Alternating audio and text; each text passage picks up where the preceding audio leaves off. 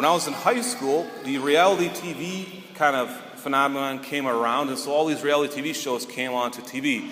Survivor, which of course is still going on now, Fear Factor. There's even a show called Joe Schmo, which is a mockery of all the other reality TV shows. I found that one to be very funny, actually.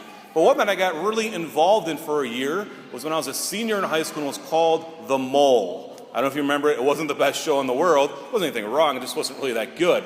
But for some reason, I decided to watch The Mole. It was a reality TV show series where there was 10 contestants, and of course, they had to complete different tasks and eliminations. But there was one person in that show, contestant, who was set up by the producers to kind of throw everything off.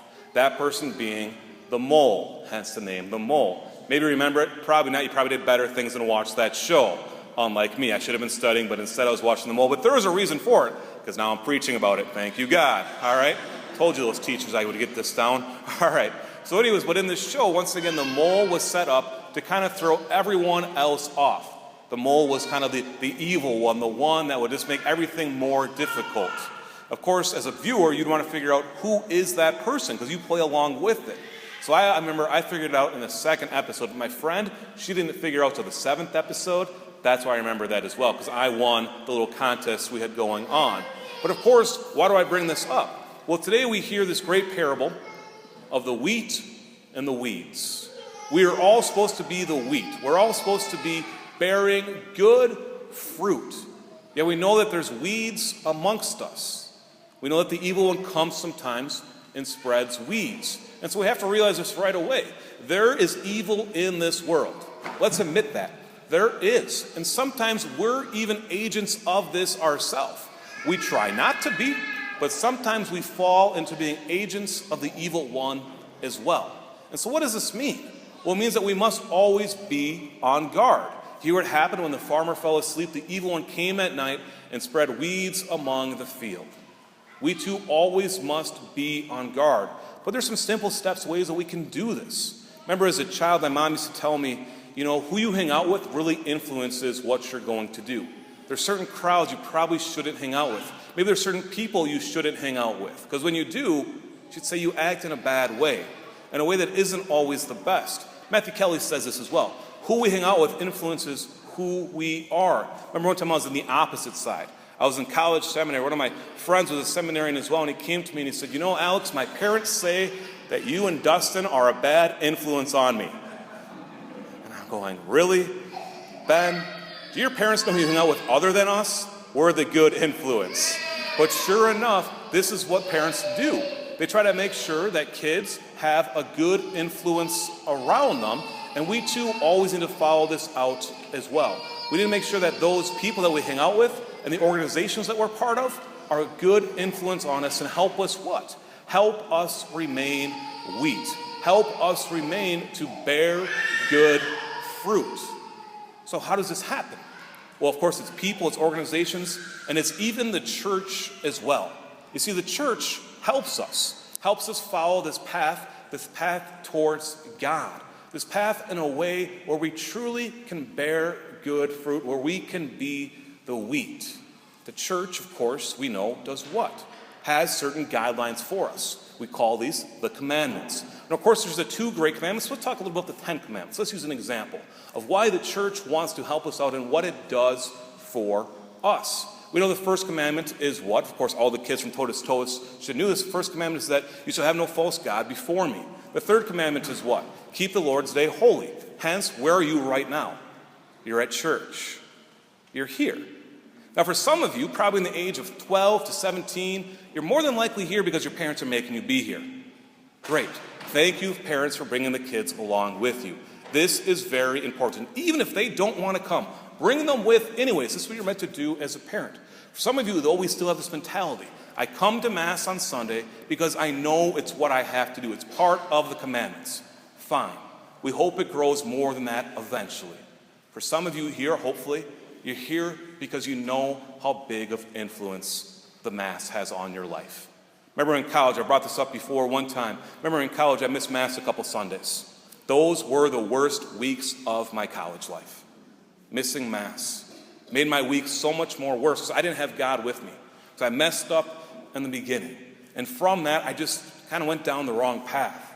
So, of course, the next weekend, I would probably go to confession ahead of time, and I went to Mass, and it was such a better week.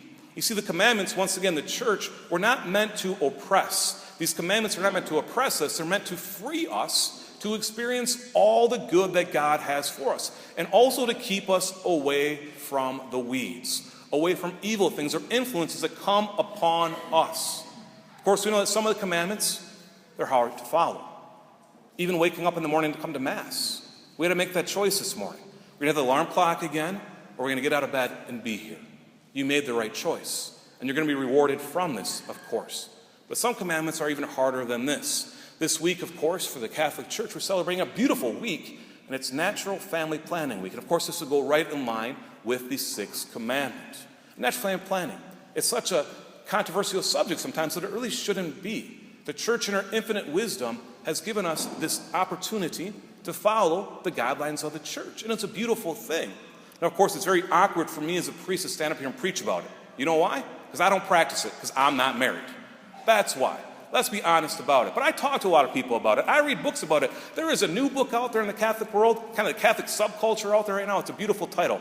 It's called The Sinner's Guide to NFP. Think about that. The Sinner's Guide to NFP. Boy, that doesn't strike you well, does it? It kind of does, actually. And why? Because this book and what the author writes about is saying, you know what? Natural family planning, it's hard. It's difficult. It's complicated. But it's also beautiful. And it helps our relationship. Some of the commandments are hard to follow, but they're always worth it. Of course, with NFP, it's worth it. With other things as well. We can think about the church's teachings on the commandments as well. Love your neighbor as yourself, one of the great two commandments. And we take this into practice, and all of a sudden we go, okay, what's been a recent political thing around right now? Immigration. Love your neighbor as yourself. Well, how do we follow through with this? How do we show that? And all of a sudden there's that maybe our tension in our hearts or in our political mind, whatever it may be. And you say, well, they say this, but I know as a Catholic Church, I do this. And there's going to be a tension. There's certain commandments that are cause us what? They're going to cause us to struggle a little bit. But we have a choice. We can either follow the commandments, which will lead us to freedom and to love and to experience God, or we can become what some people call a cafeteria Catholic. One that chooses. I like this, what they teach there, but I'm going to pass in this option today. I don't need it. And over here, yeah, that looks good, but you know what? I really don't believe with that. When that happens, we become a cafeteria Catholic. It means we become more and more lax in our faith. It means that all of a sudden we're choosing things like we know better than 2,000 years of church teaching. And what happens then is we get more and more lax, and eventually, we're going to stop even being a cafeteria Catholic. Then we just become nothing. Someone that doesn't have any belief in anything. Once again, there's weeds out in this world, and they can influence us. What we must do is always be on guard against this and truly be who God meant us to be. When God sowed us, when He made us, He did not make us to be weeds. He made us to be wheat. He made us to be His sons and daughters. God desires for you, yes, for you, to be with Him in heaven. He created you for this. He created us for this. When the separation happens in between the wheat and the weeds, He's praying. He's helping. He's saying, I want you to be with me in heaven. But as C.S. Lewis says in The Great Divorce, it's our choice. We choose. We do. And there are difficult choices amongst this. This past week we had the kids and told us once again, learn the commandments, the 10 commandments, not only learn what they say, but what they actually mean. And in this, they could see the beauty of the teaching of the church. If you are struggling with something that the church teaches, fine, let's acknowledge this. But don't stop there. Start doing research. Start looking into it. Call me up and say, you know what, Father, I'm really struggling with the church's teaching on marriage. Great. It's not great, but come and talk to me about it. Talk to someone, talk to a friend, talk to a colleague. Don't just sit there and say, I'm struggling with it. Let's look into it. Let's look into the commandments, and I guarantee what will happen is God will reveal to you what you are called to do. You know, we're weak. We're human beings. We're weak, and God knows this as well. Our second reading says this. St. Paul says the Spirit comes to the aid of our weakness. Maybe you're sitting there saying, Father, you know what? I just can't do that commandment. I just can't do NFP or whatever it may be because I'm not strong enough. Great. We finally come to the realization we're not strong enough. You know what? I'm not strong enough to be a priest. I admit it. I am weak. I am not worthy most of the time. But I go to God and I say, God, come and give me everything you have.